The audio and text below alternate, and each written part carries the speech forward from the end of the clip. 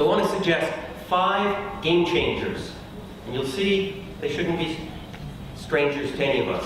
One is Hubway, and this was Nicole's push all along, and she was right, is a game changer. We need to make it strong, we need to make it bigger, we need to expand it to the rest of the city and find ways to support that and to build the infrastructure that makes it safe. How do we make main streets in each of our neighborhoods, maybe one Sunday a month for each of them, have a chance to be a street festival, bring the community together, get the kids out riding. Let's make bikes a visible part of our culture. And how do we make Boston, if we really ever want to get congestion to be reduced, you got to make it easier to get in and out of the city by bicycle, as well as by transit for that matter. So there's some of us who have begun working on this regional greenway idea of major corridors in and out of the city and around the suburbs that would be accessible by bicycle, mostly off-road, or if on-road, with separated from traffic, low-stress streets, cycle paths, cycle tracks, or what I've heard Nicole call neighborways. And finally, the 5th challenge is that we need to really prioritize bicycling and walking and transit. You know, there's no good city that's a good bicycling city that doesn't have a good transit system. I mean, what do you do when it's pouring rain, right? So we need to be working as bicyclists on a full range of activities, and we need to help the city go from what I'll call inclusion of bicycles to prioritization. And we did it. We hit that goal last. The first one, the star of the show, I guess, over the past year, has been Roll It Forward. And the big news here is that we did it.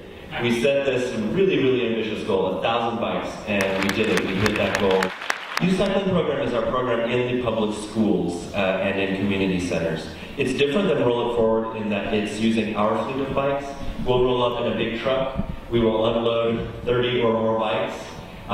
We'll unload 30 or more helmets, and we'll leave our staff members at a school or community center for about 2 weeks.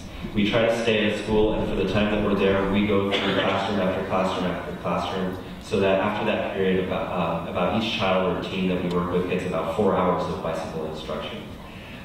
Here's the numbers: 7,773 students we've worked with over the course of the past 2 years. That is a lot of kids. We're one of only a handful of cities in the country to have a full-size bike share system. So milestone number 2, our 50th mile of bike lane. And most important thing we could do was Mass Ave. It had the highest accident rate of the city. It's the spine of the network for cyclists and sees some of the highest volumes of cycling in the city. We knew we had to. We had Hubway, we have all these people in the city. We now have 5 roads with bike lanes downtown. Network plan, Steve Miller mentioned it earlier. We've been working on creating our vision for bike lanes for 1, 3, 5, and for Jessica, 30 years from now into the future. What will the bike network look like? And what we're trying to do is create a system where people can get throughout the entire city, especially a low-stress system for novice cyclists.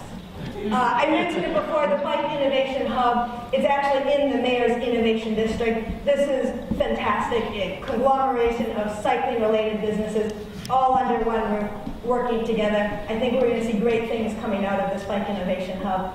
The other piece we do is bike-friendly businesses. This program has grown tremendously in the last 3 years. Across the whole country, Boston represents 10% of the nationally recognized bike-friendly businesses. So we're really leading the charge nationally in terms of bike-friendly businesses. In events, our events continue to grow. Hub on Wheels, Bike Week, Bike Friday. Bike Week, Bike Friday, those are about getting new riders out, as is Hub on Wheels. And it does work. About 10% of people that start biking bike because they came to an event. It really worked. At an event like Bike Week and Bike Friday, 25% of the participants can often be new riders.